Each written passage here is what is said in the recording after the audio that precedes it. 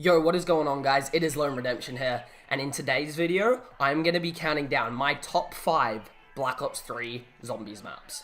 Bear in mind, for this list, I'm only going to be including Zombies maps that were unique during the Black Ops 3 Zombies season, so the Zombies Chronicles maps and the Giant won't count, so theoretically I'm only naming 5 maps, but I'm calling it a top 5 because it sounds better. Deal with it.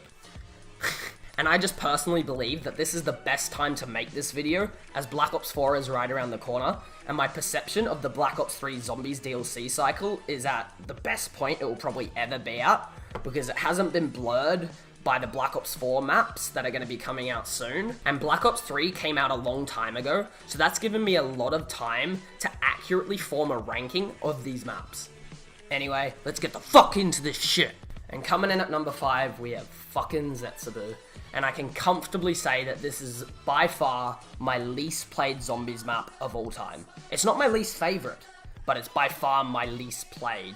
Which is a shame because it had a lot of potential and I feel like it could have been the Shangri-La of this game, just much more spooky. But ultimately it fell short of that, and I think what most people remember about this map is just how tedious it is. It's not a map you can play over and over again because there's just so much bullshit to do. From turning on the power, to watering the plants, to the thrashers spawning in 5 times every round and giving you no reward, to the Pack-a-Punch, to getting the KT4 and upgrading the KT4. It's just a nightmare. Doing the challenges for the Easter egg, the Skull of Non-Subway. That's not that bad, but just all of that combined is just exhausting. But there are some things the map does do right. The Skull of Non-Subway was a cool-ass specialist weapon. It might be the coolest, behind the Gauntlet of Siegfried, maybe tied for it, I don't know. Those two are definitely my favorites. They added a bunch of new weapons that were cool.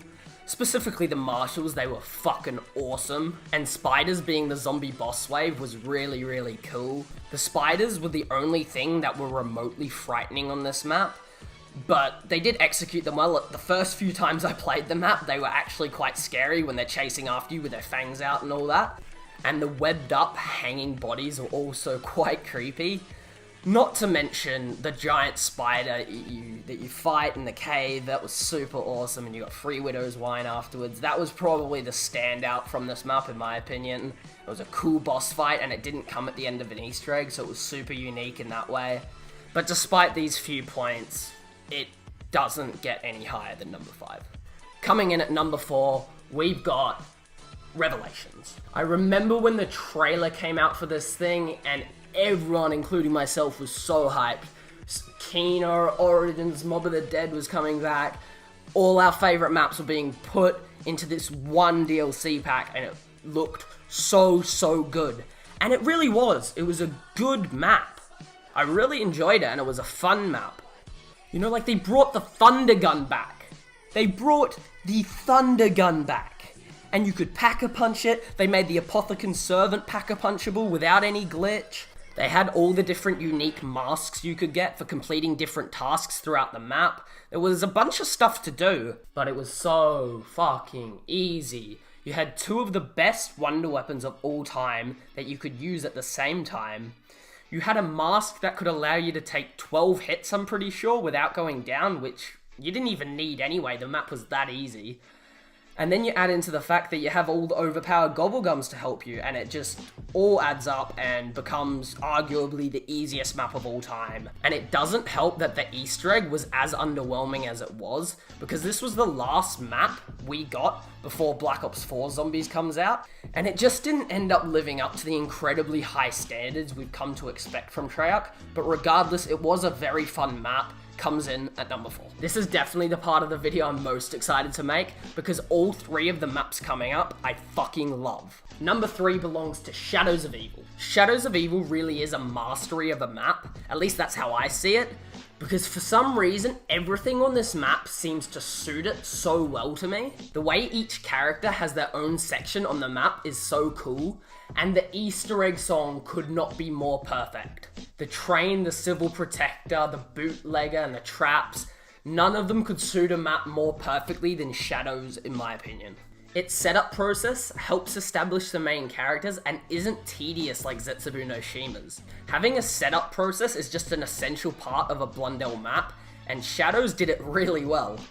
It's a unique map because it's the only map in Black Ops 3 Zombies where you don't play as the original cast, and it properly introduced us to Apothicons, which changed the Zombies world forever.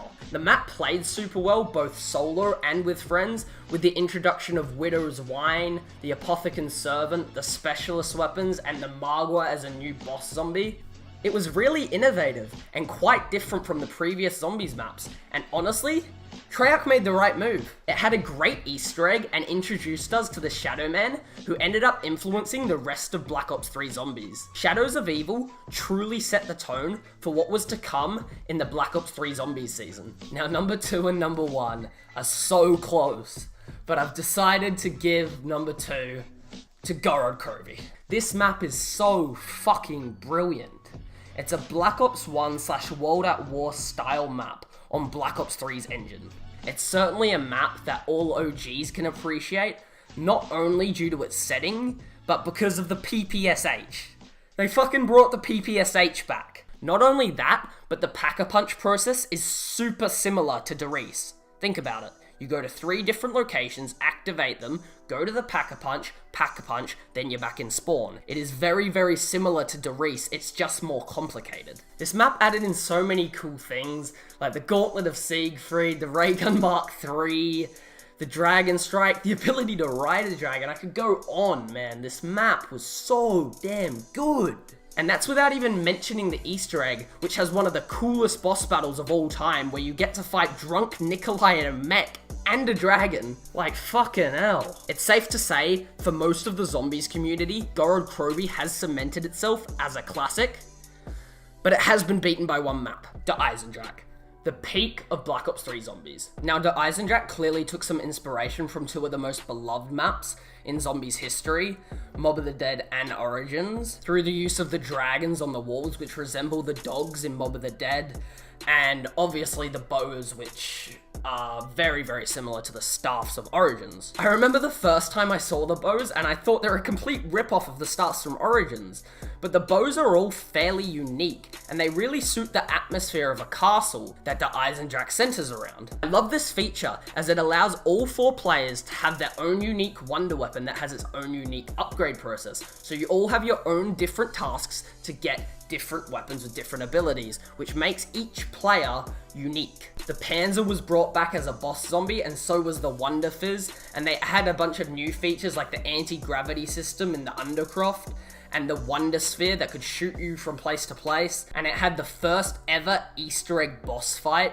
and in my opinion it's the best one, and it's also the hardest. It's super unique, you gotta know what you're doing, and it really keeps you on the edge of your toes the whole way through, and that's what I love about it. I could go on all day about why this map is amazing, but ultimately the reason the Eisen has come in at the top spot is because it's the map I put the most time into, and it's the map I simply enjoy the most. This and Goro Kirby are that close that that's the only thing I could distinguish between the 2.